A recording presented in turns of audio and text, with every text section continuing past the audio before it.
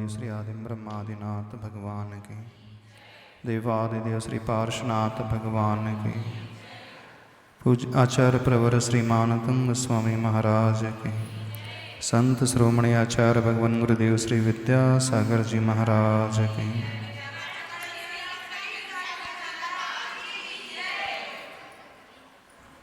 33वां श्लोक चल रहा। मंदार सुंदर नमेरु सुपारिजात, संतान कादिक सुमोत्कर वृष्टिरब्धा, गंधोदबिंदु शुभमंद मरुत् प्रपाता, दिव्या विवह पतति तेव च सांततिर्वा। इसका अर्थ हो गया था? नहीं होता।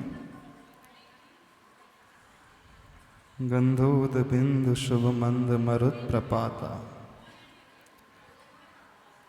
थोड़े से अर्थ को और बता देते हैं।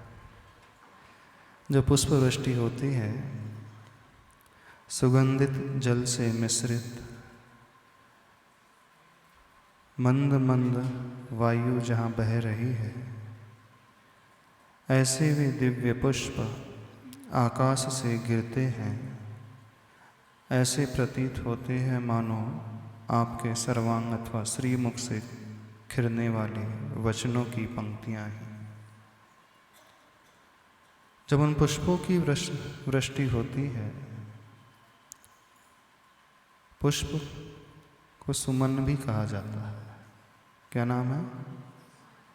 सुमन। सुमन का अर्थ क्या होता है? पुष्प। और सुमन का अर्थ होता है जो अच्छे मन वाला होता है। जो अच्छे मन वाला होता है, विद्वान होता है, उन सुमनस को देख कर के अपने मन को बहुत अच्छा बना लेता है।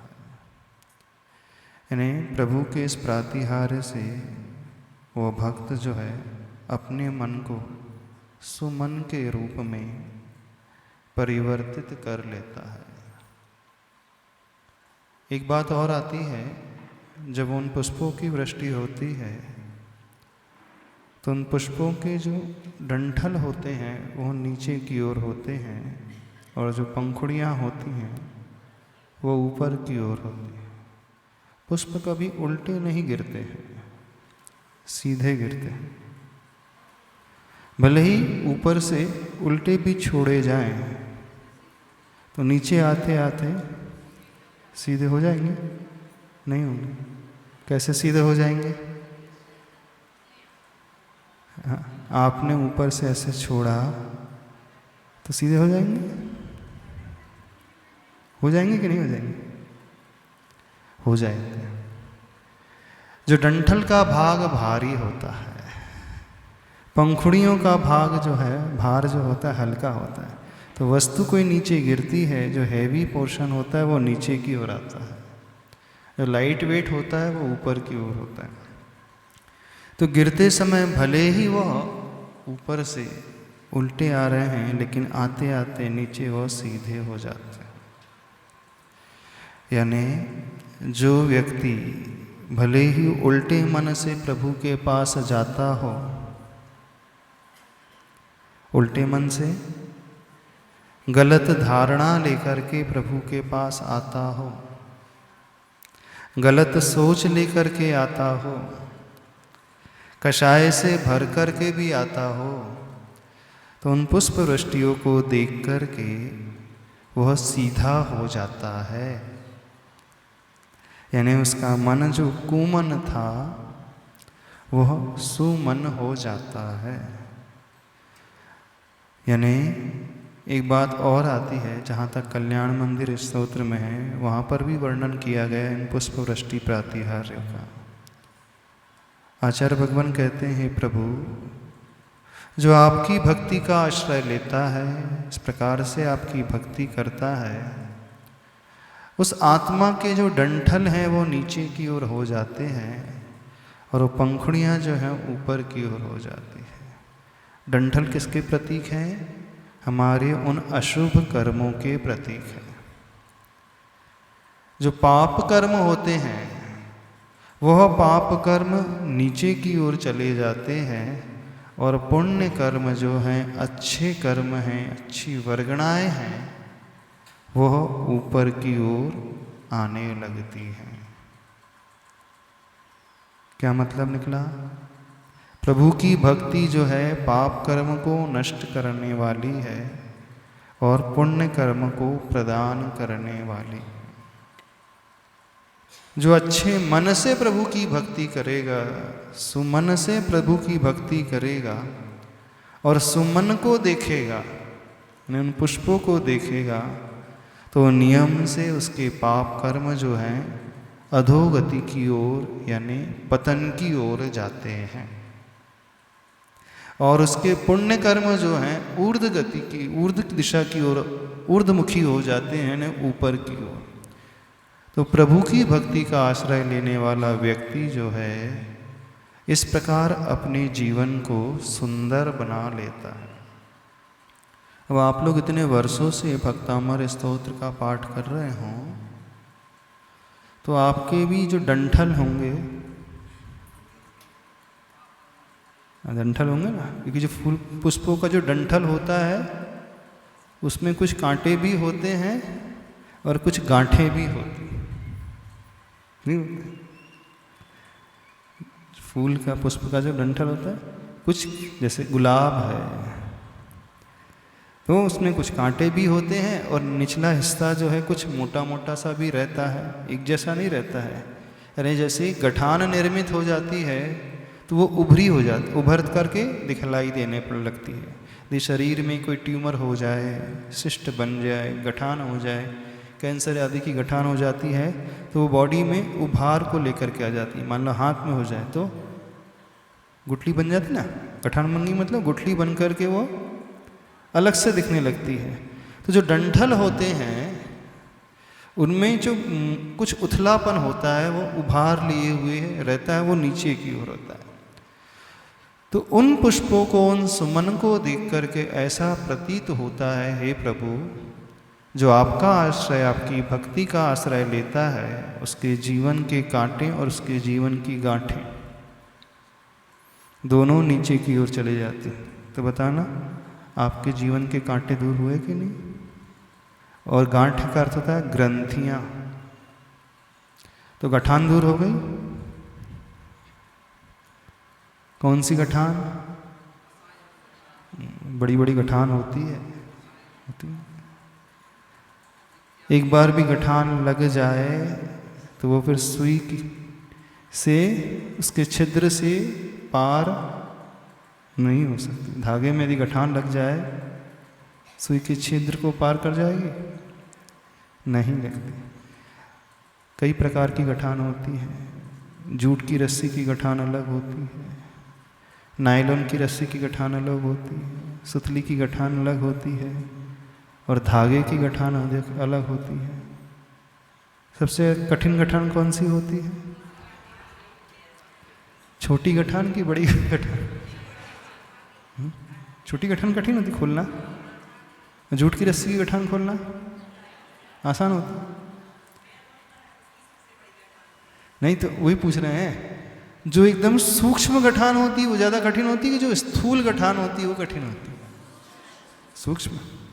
हाँ, जो स्थूल गठान है नज़र आती है वो तो थोड़ी कथनचित खुल भी जाती है, लेकिन जो सूक्ष्म परिणति होती है उस गठान को खोलना बड़ा कठिन होता है।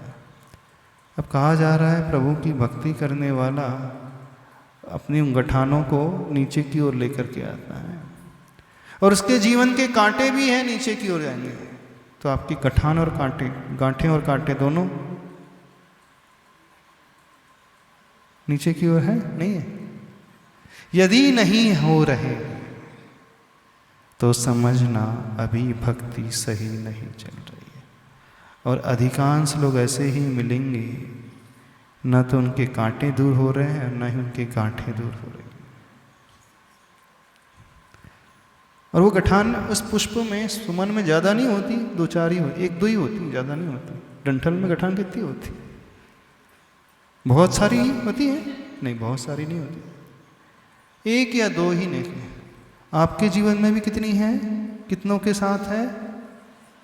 अब इतने सारे जीव हैं, इतने सारे मनुष्य हैं, इतने सारे रिश्तेदार हैं, इतने सारे समाज के लोग हैं, सबसे तो गठान बिल्कुल नहीं होती। कितने से है आपकी? 1 या 2 ही से? हमारा जी 1 ही 2 से है। सासू से है, वो देवरानी से है, अथवा जेठानी से है, अथवा रिश्तेदार से है, अथवा बहू से है, अथवा बेटे से है, किसी से तो है, किसी ना किसी से तो 1-2 से तो रहती है। वो फ्रेंड से है, कईयों की मिल जाएगी, बाकी सब संख्या बहुत लिमिटेड, 1 या 2, ज़्यादा नहीं। उतनी होती ना, ज़्यादा तो नहीं होती, होती ज़्यादा, 1 ही 2। तो 1-2 गठान हो जाए तो जीवन अच्छा रहेगा। यदि नाव में एक छोटा सा भी छिद्र होता है तो वो नाव को डुबोने के लिए पर्याप्त होता है। ऐसा होता है नाव को डूबने के लिए बहुत सारे छिद्र हों तभी नाव डूबती है पानी में? एक छेद भी पर्याप्त होता है। An small leakage can sink a great ship. छिद्र तो छोड़ दो, एक दरार भी आ जाए, वहां से लीकेज होने लगे तो वह बड़े से बड़े जहाज को डुबो सकते हैं। डुबो सकता है कि नहीं? कमठ का सिर्फ एक ही जीव से बैर था, नहीं था, एक ही से थे बस, ज्यादा से नहीं था। फिर क्या हुआ? कितने बार वो नरक गया? कितने बार गया? आपका भी एक ही से है ना? नहीं है, किसी से नहीं है, है? कई लोग जब सूक्ष्मता से विचार करेंगे और वो गठान बड़ी नहीं है, ध्यान रखना, अभी तक ये धारणा रहती है कि जिसकी गठान बड़ी होती है वो भटकता है। हम कह रहे हैं उल्टा। जैसे बड़ी गठान तो कथनचित आसानी से खुल जाती है, लेकिन जो छोटी गठान होती है, वो धागे वाली गठान होती है, उसे खोलना बड़ा कठिन। वो धागे को 2 भागों में विभाजित करना पड़ता है, तब कहीं जाकर गठान दूर होती है। यदि जितना हम खोलने की कोशिश करेंगे तो टूट जाएगा। तो ऐसा प्रतीत होता है कि वो गठान तो है ही नहीं।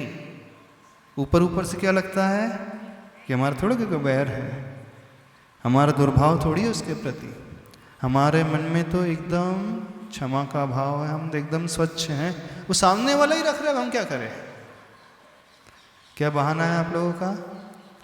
हमारी तरफ से तो कोई दुर्भाव की भावना नहीं है, वो ही रख करके पाल रहा है, आज तक पोषण करते हुए आया है।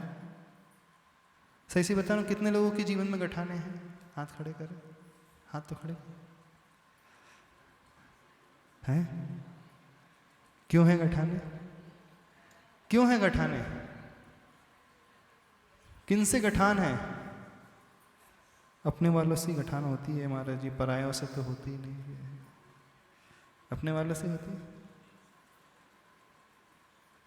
यदि वो अपना वाला है तो गठान कैसी, और गठान है तो फिर अपना वाला कैसा? समझे? यदि जिसे हम अपना मानते हैं तो फिर गठान कैसे, और गठान है तो फिर अपना कैसे? वो नमोस्तु महाराज जी। गठान तो कोई नहीं, अपन ने ऐसा है कह लिया, सुन लिया, छोड़ दिया तो उसमें कोई गठान नहीं रहती। क्या कह दिया, सुन लिया, छोड़ दिया मतलब हम समझे नहीं। नहीं, जैसे किसी से अपन बातचीत हुई, उसने कह दिया, हमने सुन लिया और फिर छोड़ दिया कि बस बातचीत करने छोड़ दिया। नहीं, बातचीत नहीं, वो बात छोड़ दी, मतलब मन में नहीं रखी। फिर दूसरा दिन आया नए सिरे से प्रेम भाव से रहे, तो फिर गठान, यदि ऐसा तो गठान तो खुल गई। गठान नहीं रहेगी ना, तो फिर गठान का और कसाय का कोई सवाल ही नहीं। तो फिर है तो पर गठान नहीं है, छोड़ देंगे तो उसमें क्यों गठान रहेगी? अपन वो बात ही छोड़ देंगे। तो छूटती क्यों नहीं है? तो वो बात है नहीं, बात छोड़ दी अपन, नए सिरे से परिवार में नए तरीके से रहने लगे, कोई बाहर वाले से भी कल मैं लाया, उससे कल फिर जय जिनेंद्र कर ली। सासू भी बैठी है बाजू में? नहीं जी, नहीं उनका नहीं, हम तो सभी का कह रहे हैं, अपना नहीं। अच्छा, ऐसा हो जाए तो फिर काहे की गठान रहे। नहीं ऐसा हो जाए तो बहुत अच्छा है, क्षमा कर ले तो बहुत अच्छा है, लेकिन करता क्यों नहीं व्यक्ति? कर ले तो बहुत अच्छा होना ही चाहिए। अच्छा, बाहर बाहर से रहती है, अंदर से नहीं रहती? कि बाहर बाहर से नहीं रहती, अंदर से रहती है?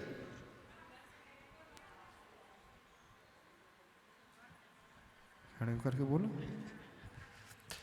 नमस्ते महाराज जी, ये बोल रही कि मतलब कर देते हैं माफ, तुरंत सबसे बोल दे तो बाहरी दिखावा के लिए करना पड़ता है। अच्छा। अब अंदर में क्या है, कैसा अच्छा, बाहरी दिखावा के लिए बोलना पड़ता है, लेकिन अंदर में तो करना पड़ता है, ऐसा होता है। ये तो हाँ, फिर तो वे अंदर उसके से क्या भाव हो है रहा कि उसके अंदर कुछ है कि नहीं, तो वो तो फिर वो कसाय बांध रहा है, यदि अंदर है और बाहर नहीं है तो फिर तो उसका बैर ही कहला है, गठानी। अब देखो, जो सच्चा भक्त है, सच्ची भक्ति करने वाला जो व्यक्ति है, उसके लिए कहा जा रहा है वह सुमन होता है। सुमन को देख करके, पुष्पों को देख करके वो सुमनधारी हो जाता है। यानी ऐसी पुष्प वृष्टि को देख करके उसके जीवन में जो रहने वाली गठाने हैं अथवा वो कांटे हैं, अपने आप नीचे की ओर हो जाएंगे, रह नहीं सकते उसके जीवन में। और यदि पल रहे हैं, उनका पोषण हो रहा है, तो ये मानना अभी हम प्रभु की भक्ति सही तरीके से कर नहीं रहे। ऐसे उन पुष्प वृष्टि को देख करके इस प्रकार से कुछ भाव भीतर लाया करें। कठिन तो है, गठान छोड़ना बहुत कठिन है।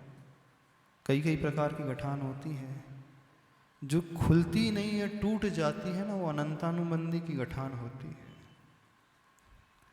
अनंतानुबंधी गठान मतलब मिथ्या दृष्टि जीव की गठान, जो मर सकता है लेकिन झुक नहीं सकता,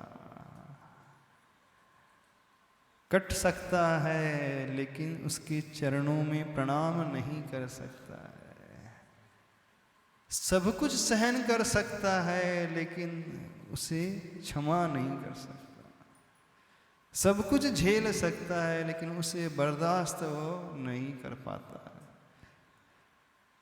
अपने शरीर को सुखा सकता है, कष्ट दे सकता है, व्रत उपवास कर सकता है, लेकिन जैसे ही वो सामने आए तो देखो कैसा होता है, अंदर से ऐसे आग लग जाती है। बिना गैस के, बिना भट्टी के, बिना चूल्हे के, बिना पेट्रोल के कैसी आग लगती है, और बाहर से दिखाई देती नहीं है, वो स्वयं ही झुलसता है। अच्छा, एक बात पता ना, स्त्रियों में ज्यादा होती है कि पुरुषों में ज्यादा होती है गठाने? किन में ज्यादा गठाने होती? पुरुषों में?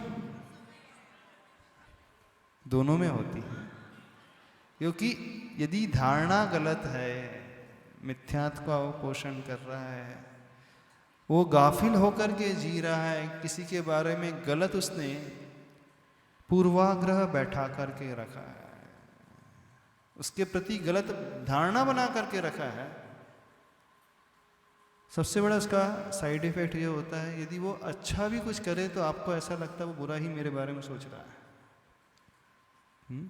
वो किसी और से बात कर रहा है, दूर से आप देखे होंगे तो आपको लगा कि मेरी बुराई कर रहा है जबरदस्त, है ना, वो मेरी शिकायत कर रहा है उससे, ऐसा प्रतीत हो रहा है। यानी एक वो वहम को पालता चला जाता है, और इतना खतरनाक वहम हो जाता है, वो उसी के बारे में सोचते रहता है कि ये बिल्कुल ऐसी ऐसी सोच लेकर के चल रहा है, ऐसे ऐसे कार्य कर रहा है, भले ही सामने वाला कुछ ना करे, वो थोड़ी बढ़ा रहा है, हमारी धारणा बढ़ा रही है, वो तो कुछ कर ही नहीं रहा, वो आपके बारे में बोल भी नहीं रहा किसी और से, लेकिन हाँ, तो जो ऐसी सोच रखता है वो ये ऐसी धारणा बना लेता है कि वो मेरे बारे में ही। अच्छे अच्छे लोगों को हमने देखा है, विद्वान लोगों को देखा है, बड़े बड़े लोगों को देखा है, यदि वो किसी के बारे में धारणा बना लें, लाख समझाओ वो धारणा बदलने को तैयार ही नहीं होते। नमस्ते महाराज जी। फिर ऐसा लगता है कि जी हमारे बारे में बात कर रहा है और मन में और फिर मतलब उसके प्रति जे कि अब देखो वो हमारे बारे में सोच रहा है और ऐसी बात कर रहा है, तो अब हम क्यों झुकें, उसको झुकना चाहिए हमारे सामने। लेकिन वो आपके बारे में बात ही नहीं कर रहा है, वो नहीं कर रहा, सामान्य से लेकिन चर्चा कर रहा है। इसलिए मतलब बैर करो ही नहीं, नहीं तो फिर और कुड़ना पड़ता अंदर अंदर। और कुड़ना पड़ता है ना। तो ये ऐसा वहम में जीते रहता है और पूरी जिंदगी निकाल देता है। इसी प्रकार से वो सोच बना करके चलते रहता है। तो वो गठान सामने वाले को कष्ट नहीं देती है, वो गठान स्वयं को कष्ट देती है, स्वयं को बार बार दुखी करती रहती है। वो कांटे जो हैं दूसरों के लिए नहीं, स्वयं को ही चुभते रहते हैं। तो कैसे भक्त हैं अपन? भगवान की कैसी भक्ति कर रहे हैं? कैसे पुष्पों को देखते हो? पुष्पवृष्टि, पुष्पवृष्टि को देखने वाला, इस रूप को देखने वाला, वो उन पुष्पों के समान हो जाता है, यानी जो सिर्फ सुगंधि को ऊपर से फैलाने वाला है। और उस पुष्प में रहने वाला कुछ भी जो अशुभ होता है वो नीचे की ओर जाने वाला होता है। पुष्प से मतलब ये जीवात्मा लेना। इस आत्मा में रहने वाले जो भी अशुभ गठाने हैं वो नीचे की ओर जाने वाले रहेगी, उसको वो पालेगा पोषेगा नहीं। लेकिन न जाने क्यों व्यक्ति जान कर के भी उन गठानों को खोल नहीं पा रहे। क्या परेशानी गठानों को खोलने में? एक बात बताना, क्यों नहीं खुल रही है? क्यों नहीं खोल पाते उन गठानों को? हम छोटे हो जाएंगे इसका? एक तो सबसे बड़ा अहम आगे आ जाता है, ईगो आगे आ जाता है। मैंने कुछ किया ही नहीं, मैं क्यों झुकूं, मैं क्यों स्वीकारूं, गलती मेरी थी ही नहीं, गलती तो उसी की थी। हाँ देखो बिल्कुल वैसे ही। अच्छा, जो झुकने वाला है वो छोटा होता है। यदि किसी के बारे में हमने गलत धारणा बना ली है और दिन भर नहीं हमेशा पीड़ित होकर के जी रहे हैं, उससे अच्छा ये बेटर नहीं है कि थोड़ी देर के लिए हम झुक जाएं और फिर जीवन भर के लिए आनंद में रहें, निर्विकल्प होकर के रहें, एकदम सहज और सरल रहें, गठान से रहित होकर के रहें, कि अपने उस अहम को पोषण करते करते जीवन भर परेशान रहना वो ज्यादा अच्छा है। कैसा अच्छा है बताओ? लगता तो है कि सहजता में अच्छा आनंद रहता है, फिर हो क्यों नहीं पा रहा? और जो जितना पढ़ा लिखा है ना, जितना बड़ा है, शायद उतनी ज्यादा गठान पाल करके रखा, ऐसा लगता है हमें। उसकी गठान ढीली हो ही नहीं रही है, और गठान ढीली नहीं हो रही है तो गठान जो हो जाती है वो ग्रंथि का रूप ले लेती है। और जिसके मन में गठान पैदा होती है, फिर आयुर्वेद ये कहता है, मेडिकल साइंस ये कहता है, उसके शरीर में भी गठानें बनने लगती है। अब देखना आज के ज़माने में जो रोग हो रहे हैं सबसे ज़्यादा कौन से? ट्यूमर के। ट्यूमर मतलब गठान होता है। ट्यूमर का अर्थ ही क्या होता है? पेट में ट्यूमर हो गया है, मस्तिष्क में ट्यूमर हो गया, ब्रेन में ट्यूमर हो जाता है, कहीं भी ट्यूमर। ट्यूमर का क्या बोलते हैं ना इसको? 1 किलो का ट्यूमर निकला, आधा किलो का, 100 ग्राम का। ट्यूमर मतलब सेल्स जो होते हैं, कोशिकाएं जो होती हैं, उन कोशिकाओं की वृद्धि होते जाना और वो धीरे धीरे एक सॉलिड का रूप ले लेती हैं। पत्थर कहीं से खाता नहीं व्यक्ति। जो सेल्स हैं अथवा कुछ मिनरल्स हैं वो डिपॉजिट होते चले जाते हैं एक ही स्थान में, कैल्शियम आदि एक स्थान में डिपॉजिट होते चले जाता है। तो धीरे धीरे वो डिपॉजिट होते होते एक समय ये आता है कि वो 100 ग्राम का, कितने ग्राम का ना जाने, जैसे पथरियाँ आदि पथरी हो जाती है। पथरी क्या होता है? कैल्शियम डिपोजिशन के कारण होता है। ऐसे जो गठान होती है हमारे शरीर में रहने वाली जो कोशिकाएं हैं, वही जमते जमते सूखते सूखते गठान का रूप ले लेती हैं। तो शरीर में गठान बाद में बनती है, ट्यूमर बाद में बनता है, मन का ट्यूमर पहले बनता है। मन का ट्यूमर मतलब मन की वो ग्रंथि, मन की वह सोच उस व्यक्ति विशेष के प्रति। तो वही मन की जो ग्रंथि धीरे धीरे भविष्य में जाकर के शरीर की ग्रंथि का अथवा सिस्ट का अथवा उस ट्यूमर का रूप लेती है। ये रीज़न है इसके पीछे। जिन लोगों को भी ट्यूमर की बीमारी है अथवा कैंसर की बीमारी है, एक बहुत अच्छी बुक पढ़ी थी, you can heal your mind, you can heal your body. उसमें हर रोग का एक ही कुछ कारण बताए गए थे और उन्होंने जो एक स्टडी की थी उसके माध्यम से वो इस कंक्लूजन में निकले कि शरीर में होने वाले हर रोग के प्रति जो कारण होता है उसकी मानसिक अवधारणा का ही कारण होता है, मानसिक सोच का ही कारण होता है। तो आपके शरीर में जो बीमारी पैदा हो रही हैं फिजिकली, उसके पहले वो मन में पैदा होती हैं।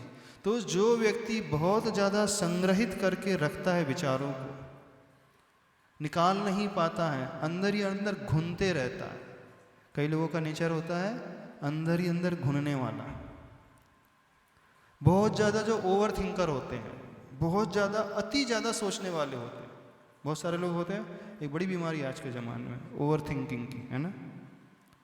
ओवर थिंकिंग मतलब एक्स्ट्रा खूब ज़्यादा सोचते चले जाना।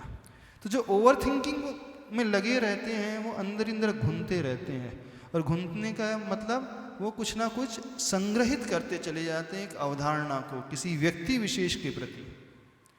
तो जैसे वो मन में संग्रहित करते जाते हैं, कलेक्ट करते चले जाते हैं, वो ही मन की धारणा फिर शरीर के उन सेल्स में संग्रह की वृत्ति लगती है। यानी शरीर के वो सेल्स जो कोशिका हैं वो भी एक जगह डिपॉजिट होने लगती हैं, और वो कोशिका जाकर के वो ट्यूमर का रूप लेती है। मेडिकल साइंस ये कहता है, यानी शरीर में बीमारी बाद में जन्म लेती है, मन में बीमारी पहले जन्म लेती है। तो यदि आप शारीरिक रूप से भी स्वस्थ रहना चाहते हो तो क्या होना चाहिए? मन के उन गठानों को खोलना सीखें। लाभ आपको होगा, ना कि उस व्यक्ति विशेष को। न तो आप शारीरिक स्वास्थ्य चाहते हो और न ही आप मानसिक स्वास्थ्य चाहते हो। ऐसा ही लगता है ना? सुमन वाले नहीं हो आप, कुमन वाले हो। महाराज जी, जैसे कोई सामने वाला कमठ हो, हाँ। बुरी धारणा रख रहा हो, सामने वाला कमठ हो, हाँ, और पारसनाथ भगवान और आप पारसनाथ हो। नहीं, अच्छा परिस्थिति बता। अच्छा, परिस्थिति वही तो बोल रहे, सामने वाला कमठ है और हमने अपने आप को पारसनाथ मान लिया। हाँ पारसनाथ जैसे निर्दोष हैं, सामने ही वाले ने गलत धारणा बनाई है, और पारसनाथ जैसी क्षमा सब में तो नहीं होगी। हाँ। तो फिर वो क्या करेगा? क्या करेगा? ऐसे। ट्यूमर होगा उसे, और क्या करेगा? और सामने वाले को वो चाहे कि क्षमा तो नहीं कर पाएंगे, लेकिन कम से कम मतभेद भी ना रहे, शांति से रहे। अच्छा, तो क्षमा नहीं कर पाएंगे लेकिन शांति से रहें। क्योंकि हमारा मन तो दोनों विपरीत चीजें एक साथ कैसे रह जाती? बिना क्षमा के शांति कैसे आ सकती? कई लोग ये बोलते हैं चलो हमने उनसे बात करना ही छोड़ दिया, अब बात ही नहीं करेंगे तो कोई भी प्रॉब्लम ही नहीं आएगा। ऐसे ही होता है ना? वो क्योंकि हमें हमेशा परेशान करते रहता है, हमारी वोटिंग करते रहता है, हमें कमेंट्स पास करते रहता है, इस कारण हमने तो नियम ले लिया हम उससे बात ही नहीं करेंगे। विकल्प हो जाते हैं ना महाराज हमें जी। बात करने से विकल्प उत्पन्न हो जाते हैं, इस कारण हम बात ही नहीं करेंगे। तो बात करना छोड़ना, इसका अर्थ क्या क्षमा होता है? मन में क्षमा है। अच्छा, मन में क्षमा है लेकिन बाहर से सामने वाला नहीं कर रहा तो थोड़ा सा विकल्प हो जाएगा कि अब हम भी क्या कर सकते हैं। हाँ, नहीं, सामने वाला नहीं कर रहा तब की बात नहीं कर रहे हैं हम कौन सी बात कर रहे हैं? यदि जो हमने धारणा बना ली है कि अब हम उसकी ओर देखेंगे भी नहीं, बात भी नहीं करेंगे,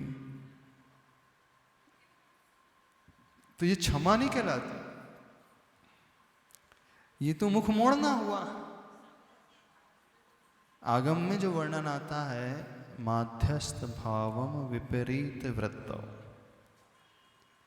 मैत्री, प्रमोद, कारुण और माध्यस्थ, 4 प्रकार की भावना का नाम है।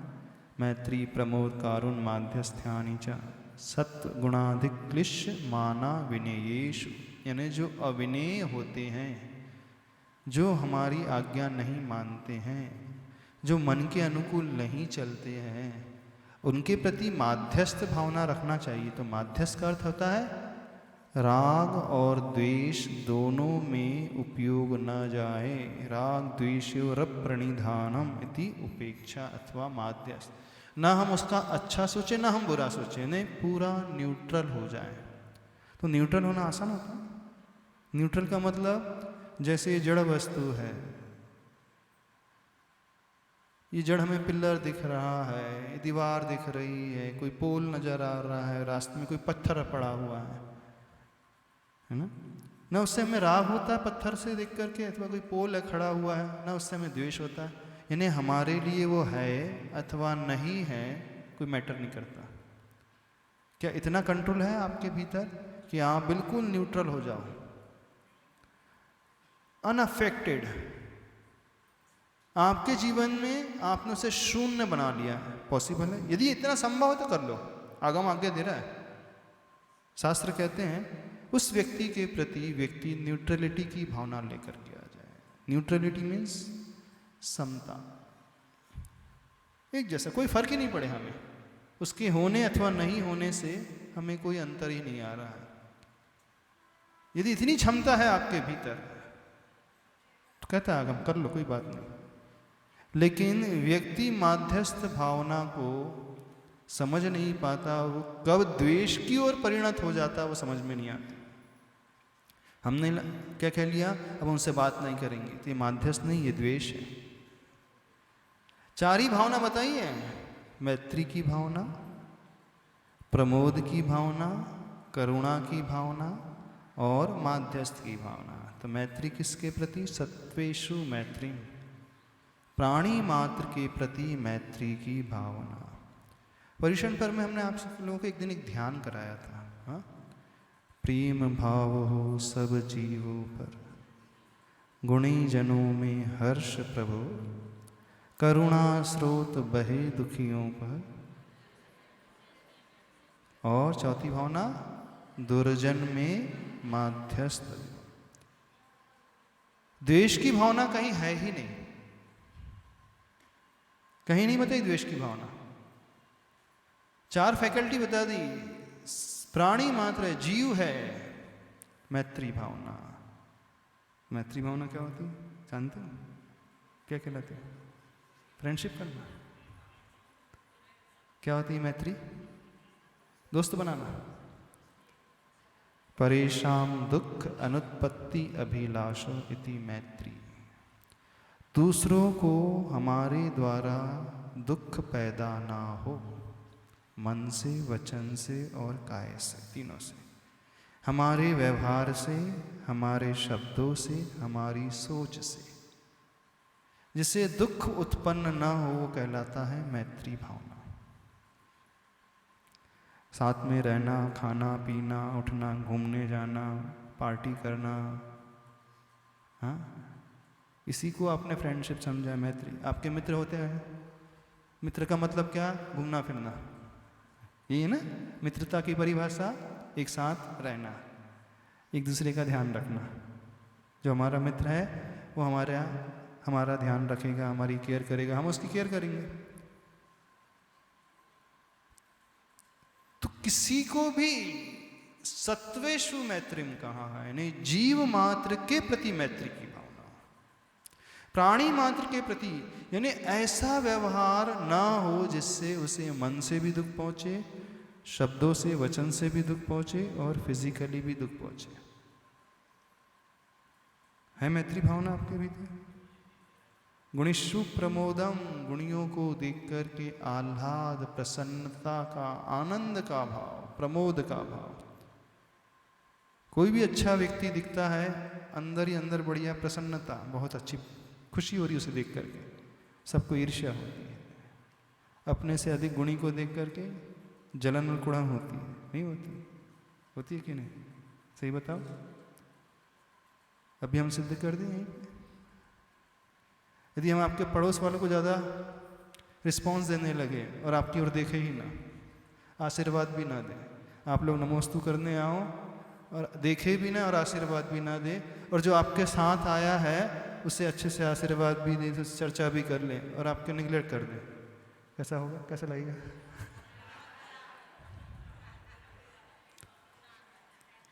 तीन बार लगातार ये हो जाए, हाँ, कैसा लगेगा? नहीं, उससे तो बहुत अच्छे से रिस्पांस मिल रहा है पड़ोसी को, तो उसके रिस्पांस को देख कर के आपको खुशी होगी कि दिमाग खराब होगा? थोड़ा सा बता।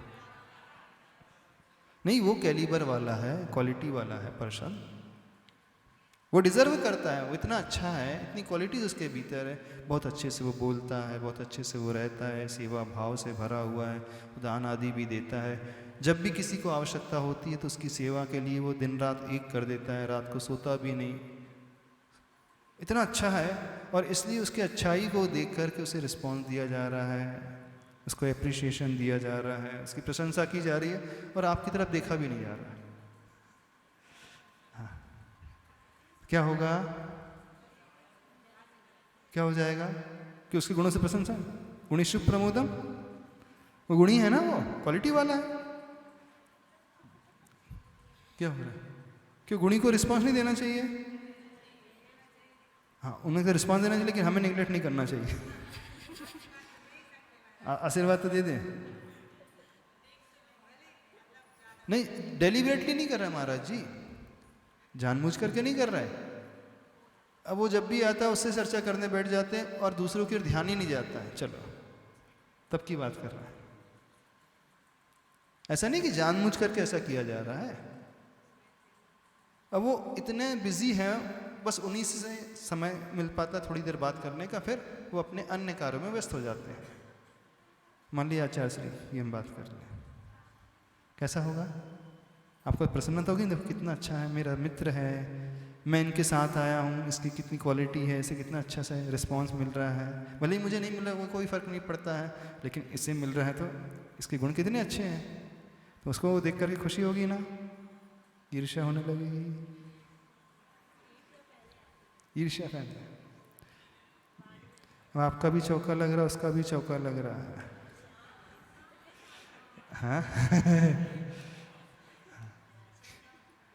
और जिसके यहाँ हार हो रहे हैं वो बहुत अच्छा व्यक्ति है, आप उतने अच्छे नहीं हैं, ठीक है? उसके यहाँ 8 दिन में 8 महाराज जी के हार हो जाए मान लो, हाँ, और आपके यहाँ 8 दिन में एक के भी नहीं है। क्या होगा? कौन से भाव आते हैं?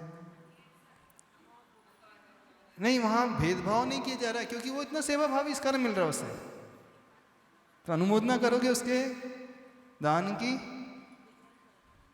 शिकायत करोगे? क्या है? गुणीषु प्रमोदम की भावना कही जा रही है और उससे लिफ्ट इसलिए मिल रही है, गुणी है, गुणवान है व्यक्ति, पार्शियलिटी नहीं हो रही बिल्कुल। ऐसा नहीं है कि वो पार्शियलिटी के द्वारा उसको ज़्यादा दिया जा रहा है बाकी है। तो गुणीषु प्रमोदम, गुणी जनों को देख हृदय में मेरे प्रेम उमड़ावे, आपके तो मेरे द्वेष उमड़ावे, मेरी ईर्ष्या उमड़ावे, है ना? मेरी भावना में क्या है? गुणी जनों को देख हृदय में मेरी ईर्ष्या उमड़ावे, नहीं है? क्या उमड़ती है? प्रेम भाव।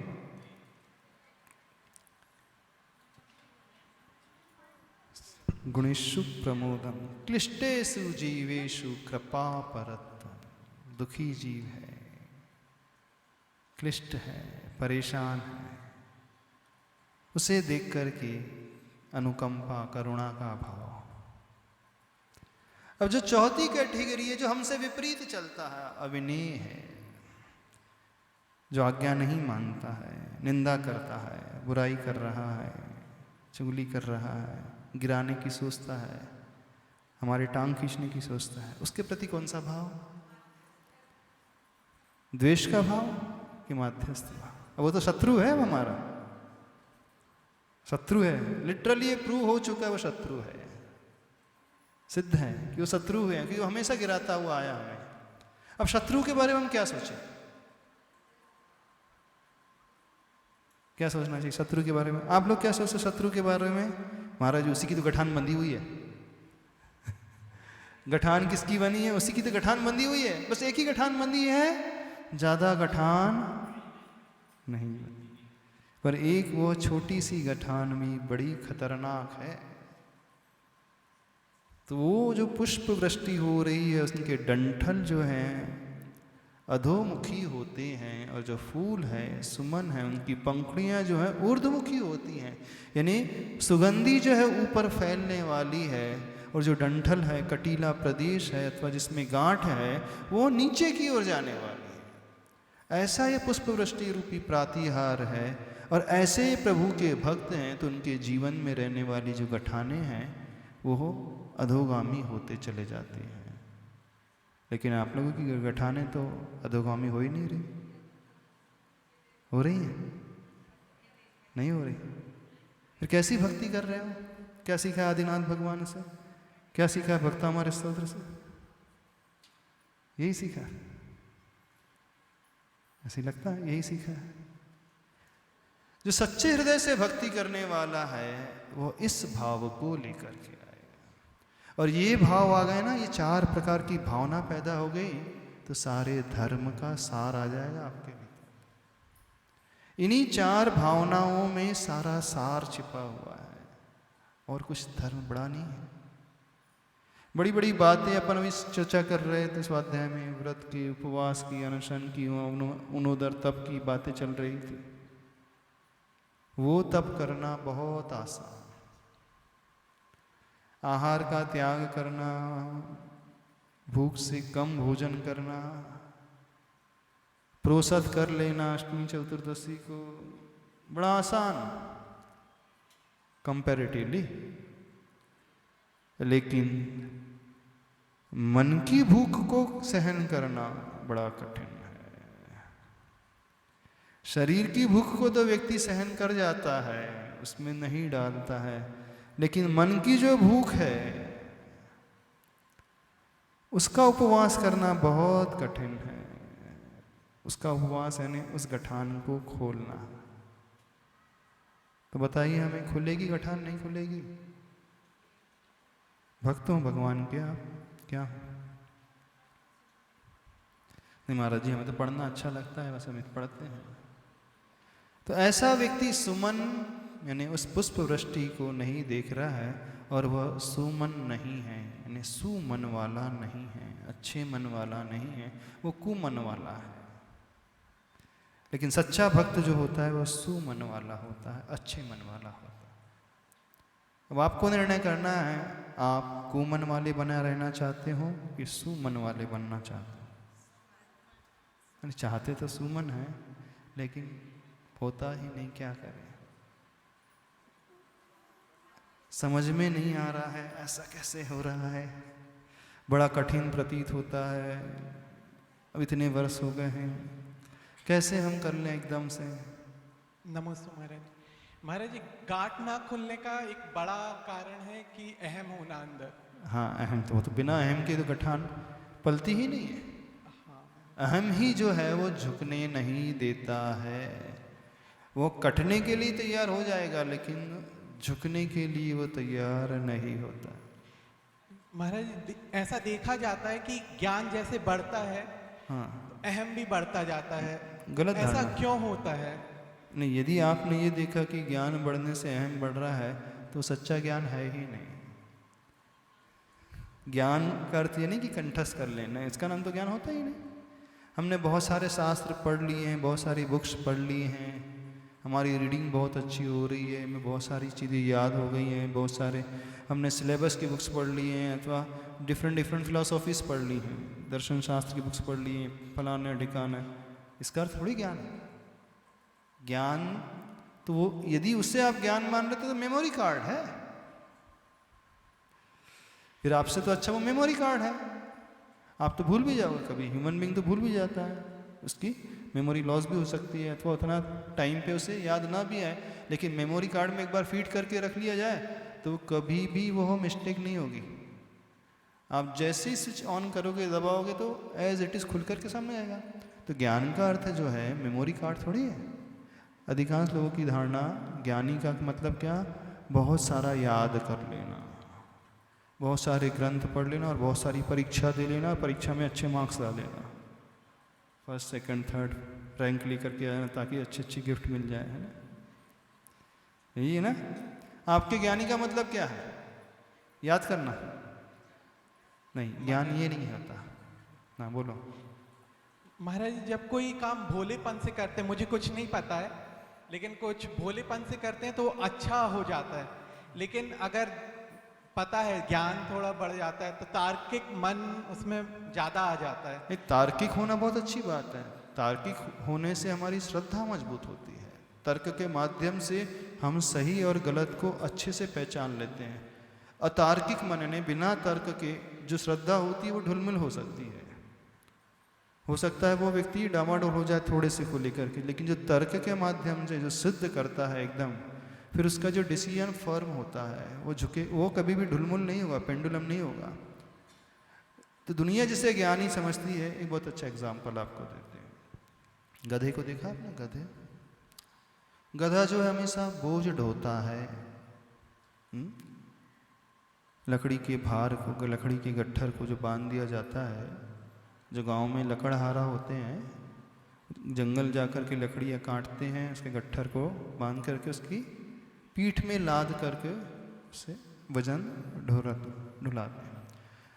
अब एक बार क्या हुआ, एक गधे की पीठ में चंदन की लकड़ियों का गट्ठर लाद दिया गया। पहली बार जीवन में उसे चंदन की लकड़ी को गठरी मिली, बड़ी अच्छी सुगंधी आ रही थी। अब वो गधा सोच रहा है, आज मेरे कितने पुण्य कर्म का उदय,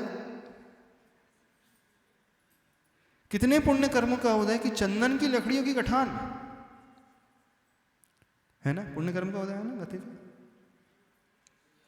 अभी तक तो बबूल की लकड़ी लादी जाती थी, आम की लकड़ी लादी जाती थी, लेकिन सौभाग्य उसका जागा कि चंदन की लकड़ी का गठरी उसके ऊपर लादी गई। तो खुशी के क्षण रहेंगे उसके गधे के? नहीं रहेंगे। अच्छा लगेगा उसे कि बुरा लगेगा? बताओ हमें।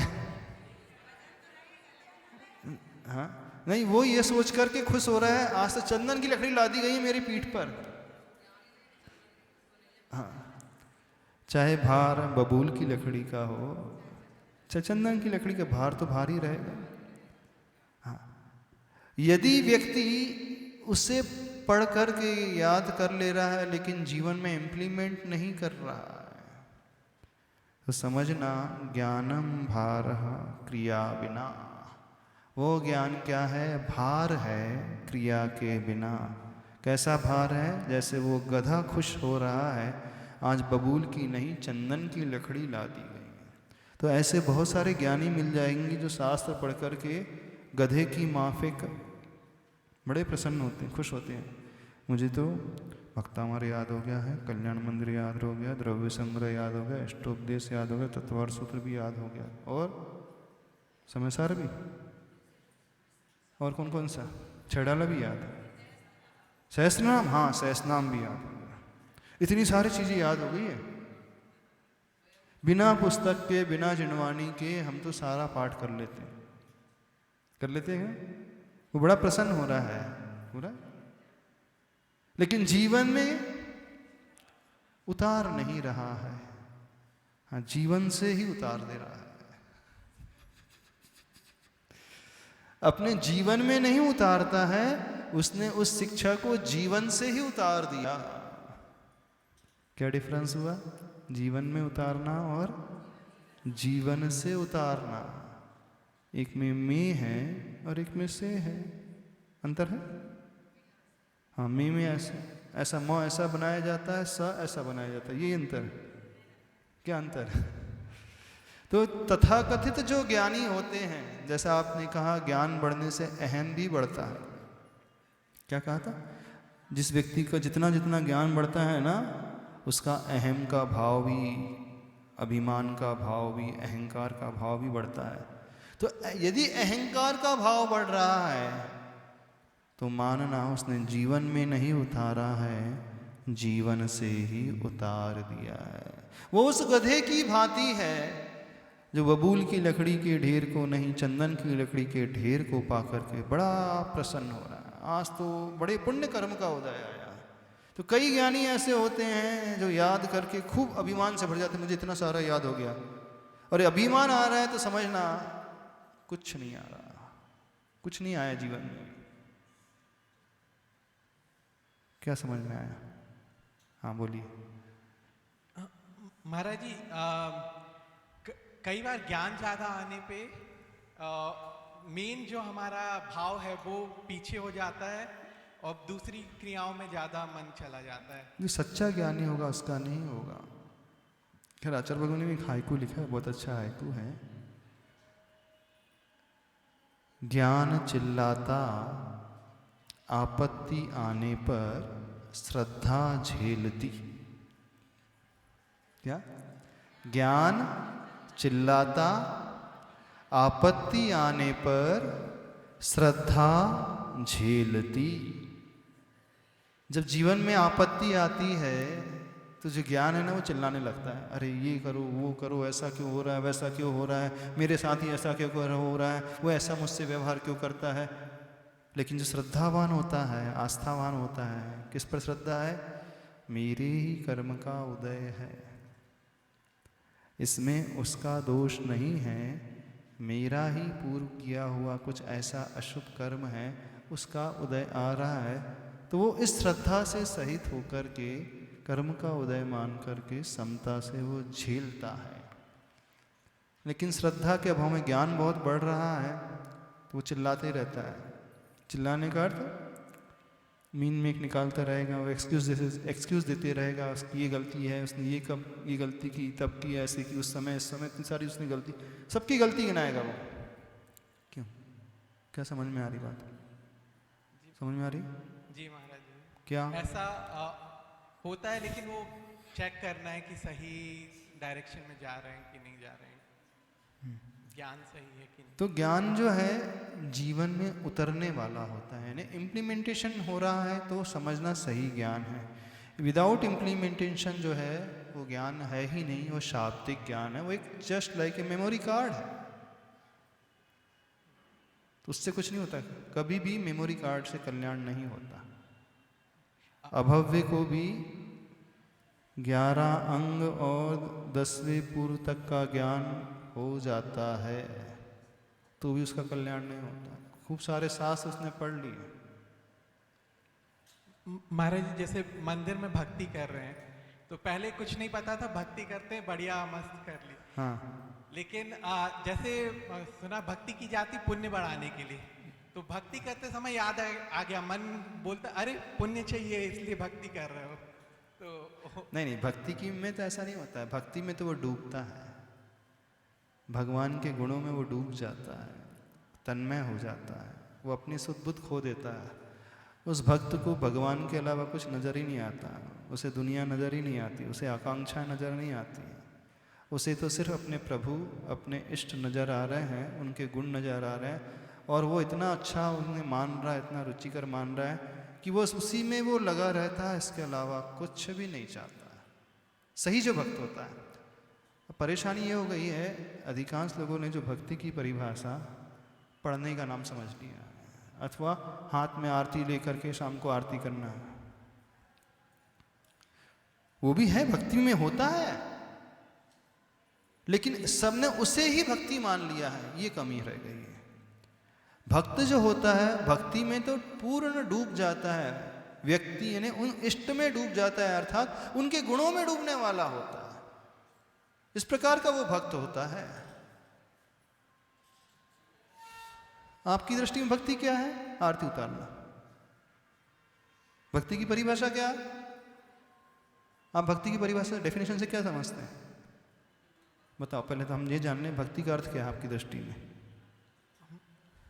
महाराज जी, अपने इष्ट की गुणगान करना भक्ति। देखो, आपको याद हो जब हमने भक्तामर शुरू किया था, सबसे पहले एक डेफिनेशन आपको बताई थी। भक्ति का अर्थ होता है टू यूनाइट विथ समवन, उनसे जुड़ जाना। Who is in very upper level, यानी पूज्य पुरुषेषु गुणानुराग भाव शुद्धि युक्त इति भक्ति। भाव शुद्धि युक्त पूज्य पुरुषेषु अनुराग इति भक्ति, यानी भावों की शुद्धि से युक्त होकर के जो पूज्य पुरुष हैं, ऊपर वाली स्टेज पर बैठे हैं, उनसे अनुराग करने का नाम भक्ति होता। पहले भक्ति की डेफिनेशन तो समझ लो। भक्ति में कहीं नहीं लिखा कि आरती करना, भक्ति की परिभाषा में लिखा ही नहीं कि पाठ करना। जो अंतरंग भक्ति की बात है, जो अनुराग करेगा उसके जीवन में ये सब कुछ दिखेगा। वो आरती भी करेगा, वो गुणगान भी करेगा, वो पाठ भी करेगा, वो उनके आगे झुकेगा भी, नमस्कार भी करेगा। ये तो इफेक्ट्स हैं, लेकिन मेन जो कॉज है उसके पीछे अनुराग पूज्य पुरुषेषु। कैसा अनुराग? भाव शुद्धि युक्त अनुराग, यानी भावों की शुद्धि से सहित जो अनुराग होगा वो कहलाती है भक्ति। उस जड़ को तो कोई पकड़ता नहीं है, मूल को नहीं पकड़ते। और मूल जड़ को पकड़े बिना यदि आप वृक्ष की देखभाल में लगे हों तो आप सच्चे माली नहीं हो सकते। उस मूल कारण को पकड़े बिना यदि आप प्रभु के पास आकर के भक्तामर स्तोत्र का पाठ पढ़ रहे हों, गुणगान कर रहे हों, तो आप सच्चे भक्त नहीं हो सकते, क्योंकि आपने रूट कॉज को नहीं पकड़ा अभी। रूट क्या है? मूल क्या है? गुणेश भाव शुद्धि युक्त पूज्य पुरुषेषु गुणानुराग। इस ओर दृष्टि तो किसी की जाती ही नहीं। जाती है आप जितने लोग भक्ति करते हैं, जो पुरुष हैं, पूज्य पुरुष होंगे, अरिहंत हैं, सिद्ध हैं, आचार्य हैं, उपाध्याय हैं, साधु, पंच परमेष्टि, अथवा जो बहुत ऊंचे हैं आपसे, तो आपको उनके गुण नजर आने लगे। तो जो भक्त होता है ना, वो उस दूसरे नंबर की भावना को सबसे ज्यादा भाने वाला आता है। गुणेषु प्रमोदम, गुणी जनों को देख हृदय में मेरे प्रेम मड़ावे। वो प्रेम से भर जाएगा जो भक्त होगा। न केवल प्रभु, जहां भी उसे गुण मिलेंगे, जो भी उससे अच्छे गुणी व्यक्ति नजर आएंगे दुनिया में भी, उनको देख करके वो प्रमोद की भावना से भर उठेगा, आह्लादित हो जाएगा। अब वहां पे व्यक्ति का रूप उससे कुछ लेना देना नहीं, उससे शरीर से कुछ लेना देना नहीं, उसकी दृष्टि में सिर्फ क्वालिटीज नजर आ रही हैं उसे। फिर वो कोई भी क्यों ना हो, XYZ, वो निचली जाति का भी क्यों ना हो, तिरंज भी क्यों ना हो, पशु भी क्यों ना हो, आपका नौकर भी क्यों ना, कोई भी क्यों ना हो, उसको देख करके उसे आह्लाद का भाव। तो ऐसा तो अधिकांश लोगों को आता ही नहीं। सही से बताओ, आपको होता है? प्रमोद का भाव आता है गुणियों को देख करके? गुणों से अनुराग होता है? आपने क्या समझा? हाँ, भक्तामर का पाठ करना, रोज करेंगे, हम पाठ करेंगे, तो हम भक्ति कर रहे हैं। यदि शाब्दिक व्युत्पत्ति अर्थ देखें तो भक्ति का अर्थ होता है संस्कृत में जुड़ जाना। भक्त, उससे जुड़ जाना। किससे? जो पूज्य हैं, महान हैं, बड़े हैं। तो जुड़ने का अर्थ मतलब क्या? फेविकॉल लगाना? हाँ, क्या जुड़ने का अर्थ क्या? जैसे आप 2 पन्ने चिपका देते हो गोंद से, गम से, क्या पेपर के 2 पन्ने हैं, बुक बाइंडिंग करना है तो आपने ग्लू स्टिक लगा दी, गोंद लगा दी और चिपका दी। तो भगवान के पास आकर के गोंद लगा करके जाना हाथ में ऐसे और छू लेना चरण। इसका अर्थ है क्या? चावल की गाद, आटे की गाद लेना, क्या लोई। जुड़ने का अर्थ क्या हुआ? कि प्रभु के चरणों में पसीना पोंछ देना, अपना माथा घिस करके, ऐसा क्या है? गुणों से अनुराग करना हमारा। हाँ। वैसा ये कितने लोग समझते हैं कि गुणों की ओर हमारा अनुराग होना चाहिए? इस ओर दृष्टि जाती? अधिकांश लोगों की नहीं जाती। कड़वी बात बोल रहे हैं, विरले लोगों की जाती है। अधिकांश लोगों की दृष्टि में पाठ करने का नाम भक्ति है, आरती उतारने का नाम भक्ति है। तो क्या आरती नहीं करना चाहिए, पाठ नहीं करना चाहिए? नहीं, जो अनुराग ही रहेगा गुणों का, वो अपने आप आरती करेगा, वो पाठ भी करेगा। लेकिन ये पाठ है, स्तोत्र को पढ़ना है, ये तो सब बाहर की एक्टिविटीज हैं। लेकिन अंदर, उसके अंदर क्या भाव रहेगा? गुणों की ओर दृष्टि का भाव, प्रमोद का भाव। तो आप किसी को देख करके अंदर ही अंदर प्रसन्नता से भर रहे हैं, जो अच्छा क्वालिटी वाला है, तो वो भक्त हो जाएगा। भक्ति का अर्थ ये नहीं कि सिर्फ भगवान आदिनाथ की भक्ति करेगा, यानी जब आदिनाथ भगवान की भक्ति करेगा और यहाँ से उठ करके कहीं बाहर भी जाएगा ना, तो जहाँ उसे गुणी मिलेंगे उनके प्रति वो आह्लाद से भर उठेगा। सिर्फ एक व्यक्ति विशेष से आह्लाद से नहीं भरेगा, उठेगा। प्रभु के प्रति ही नहीं, जहाँ भी जिस सामान्य व्यक्ति में भी उसे गुण नजर आए तो उनको वो चाहने वाला हो जाएगा।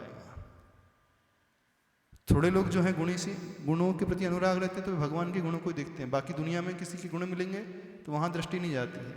तो ये भी अधूरी भक्ति है। यानी जिसने ये भक्ति सीख लिया तो उसका रिफ्लेक्शन उसके व्यवहारिक जीवन में भी पड़ेगा। आपके जीवन में रिफ्लेक्ट होता है ये भाव?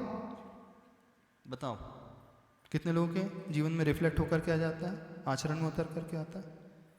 नहीं आता, इसका मतलब है कमी है। तो क्या समझ में आया? पुष्पवृष्टि प्रातिहार्य से वो सुमन जो है डंठल नीचे गिरते हुए होते हैं, यानी गठानों को हटाने वाले, तो अपने मन से उन गठानों को निकालना है, उन कांटों को निकालना है और गुणेषु प्रमोदम की भावना लाना है। जिससे वो वैर की ग्रंथि बन चुकी है उससे भी क्षमा मांगना और क्षमा करना है। हमारा जीव एक ही तो है, एका तो रहना चाहिए दुश्मन, है ना? एका शत्रु तो रहना चाहिए। फिर आनंद ही क्या रहेगा जीवन में? किसी से कटुता नहीं रहेगी तो फिर जैसे आप बोलते हैं मीठी के साथ थोड़ा नमकीन भी रहना चाहिए, है ना? मित्रता के साथ थोड़ी शत्रुता भी रहना चाहिए। ऐसे नहीं, ऐसा नहीं, गलत है।